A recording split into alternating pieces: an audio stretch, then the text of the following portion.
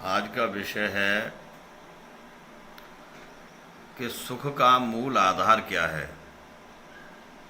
सुख का मूल आधार है शांति, संयम, निरोगता, सहजता, सरलता, सादगी तथा कर्तव्य परायणता या कर्तव्य के प्रति सचेत होना। सुख हमारे तुम्हारे अपने ही विचारों में निहित है। दुख भी तुम्हारे हमारे विचारों से ही उत्पन्न होता है। हमेशा याद रखो कि आप चेत रहें और जानो कि सुख की साधना किस प्रकार की जाती है। मनीषियों के अनुसार, अनुभवी लोगों के अनुसार पहला सोपान है सुख की साधना। सर्वप्रथम आसन पर बैठकर के श्री गुरुदेव के नाम का स्मरण करके उन्हें साष्टांग दंडवत प्रणाम करना चाहिए। और आगे के हैं जैसे कि हमारा दुख का निवारण है।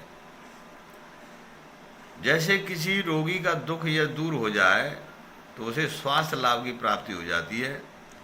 सारे रोग और दोष श्री गुरुदेव के वचनों द्वारा सदा को मस्त होकर विलीन हो जाते हैं। अपने अनुभवी लोगों से अपने दुख का निवारण करना चाहिए। अगला है तनाव का निवारण। हमें अपनी जिंदगी सुखी से जीनी चाहिए और तनाव रहित होनी चाहिए। तनाव से मनुष्य की सेहत नष्ट हो जाती है। कमजोरी शरीर की होने से रोगग्रस्त हो जाने पर तनाव और बढ़ जाता है। खुशी महसूस होने से तनाव अपने आप ही दूर रहता है। और अगला पॉइंट है आपका संशय का निवारण। मन में किसी प्रकार का संकल्प नहीं पालना चाहिए। हमेशा संशय व्यर्थ रहता है। मनुष्य को सकारात्मक सोचना चाहिए। अगला है कि नशे का निवारण। किसी प्रकार का नशा करने से मनुष्य की विचार शक्ति या कर्म शक्ति कमजोर होकर के उसकी दक्षता पर बड़ा गहरा असर पड़ता है। आलस्य और अकर्मण्यता की ओर चित्तवृत्ति हो जाती है और उन्नति का मार्ग रुक जाता है। इसलिए हमें नशे से दूर रहना चाहिए, किसी भी प्रकार का नशा हो। हमें पौष्टिक भोजन, स्वस्थ रहने के लिए हमें पौष्टिक आहार लेना चाहिए। विटामिन युक्त भोजन की ही शक्ति देता है।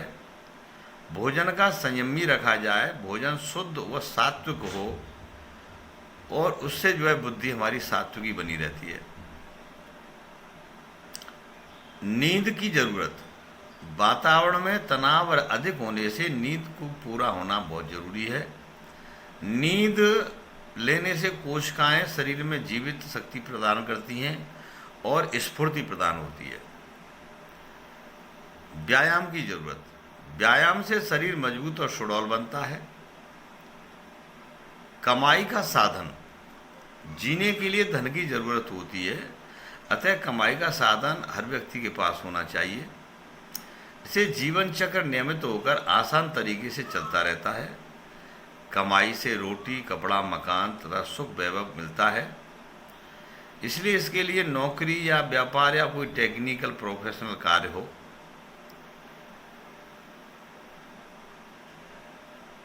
सुंदर वातावरण की जरूरत है। वातावरण का मनुष्य के जीवन पर काफी असर पड़ता है। इसलिए सुंदर वातावरण में रहें, सुगंधित वातावरण में रहें। प्रेम की जरूरत है। जीने के लिए प्रेम का होना बहुत आवश्यक है। प्रेम मनुष्य को एक दूसरे से बांधे रखता है। प्रेम से एकता, शांति, समृद्धि के दरवाजे खुलते हैं। ज्ञान की जरूरत। ज्ञान की वृद्धि के लिए वाचनालय, हर एक घर में कुछ प्रेरणादायक या बोधक धार्मिक पुस्तकें बहुत जरूरी हैं। अच्छे मित्र की जरूरत है। एक ऐसा मित्र भी हो जो हमें गलत रास्तों से बचाए और सही मार्ग को बताए तथा आपत्ति के समय हमारा सहयोग करे।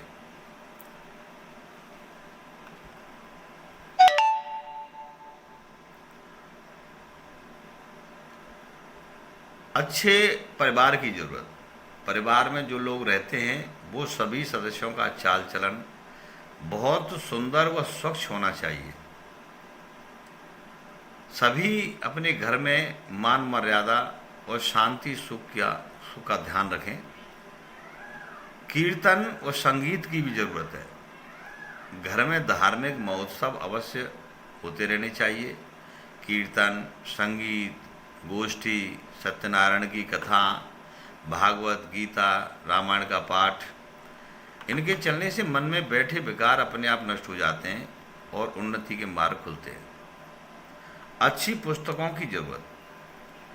हमें घर में अच्छी से अच्छी पुस्तक रखनी चाहिए जिनसे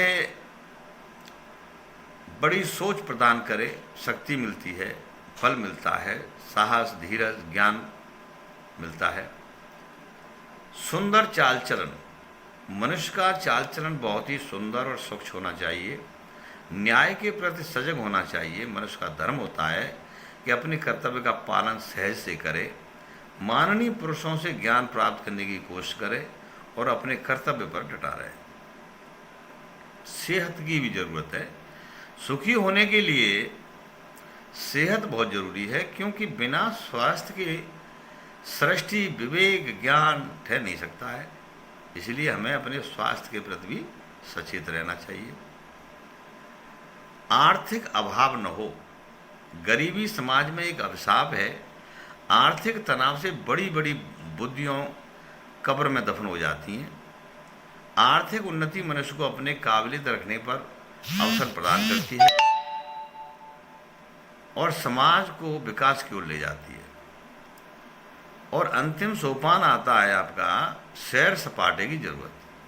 कभी कभी मनुष्य को सैर सपाटा करते रहने से उसको देशाटन का लाभ प्राप्त होता है, जिससे उसकी आत्मा प्रसन्नता को प्राप्त होती है और स्वतंत्रता भी अनुभव होता है, जो फुर्सत दिलाकर मनुष्य को योग्य बनाती है।